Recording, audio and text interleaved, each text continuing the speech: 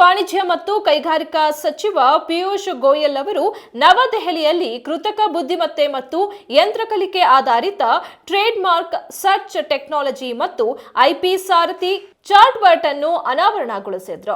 ಅಧಿಕೃತ ಪ್ರಕಟಣೆಯ ಪ್ರಕಾರ ಉದ್ಘಾಟನಾ ಸಮಾರಂಭದಲ್ಲಿ ಹುಡುಕಾಟ ತಂತ್ರಜ್ಞಾನವು ಟ್ರೇಡ್ ಮಾರ್ಕ್ ಅಪ್ಲಿಕೇಶನ್ಗಳನ್ನು ಹೆಚ್ಚು ಪರಿಣಾಮಕಾರಿ ಮತ್ತು ನಿಖರವಾದ ರೀತಿಯಲ್ಲಿ ತ್ವರಿತವಾಗಿ ತೆರವುಗೊಳಿಸಲು ಅನುವು ಮಾಡಿಕೊಡುತ್ತದೆ ಎಂದು ಗೋಯಲ್ ತಿಳಿಸಿದರು.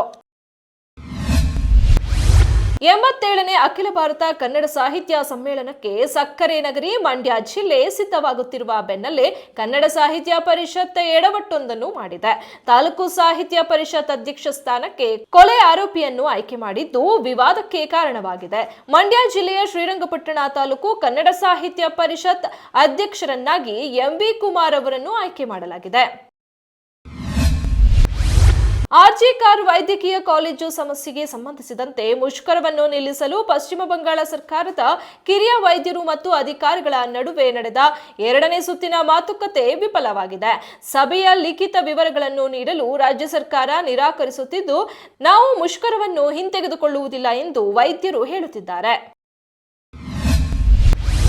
ಇತ್ತೀಚೆಗಷ್ಟೇ ಅಳಿವಿನಂಚಿನಲ್ಲಿರುವ ನಕ್ಷತ್ರ ಆಮೆಗಳನ್ನು ಅಕ್ರಮವಾಗಿ ಮಾರಾಟ ಮಾಡಲು ಯತ್ನಿಸುತ್ತಿದ್ದ 3 ಆರೋಪಿಗಳನ್ನು ಕೊಳ್ಳೇಗಾಲ ಸಿಐಡಿ ಪೊಲೀಸ್ ಅರಣ್ಯ ಸಂಚಾರಿ ದಳ ಬಂಧಿಸಿತ್ತು.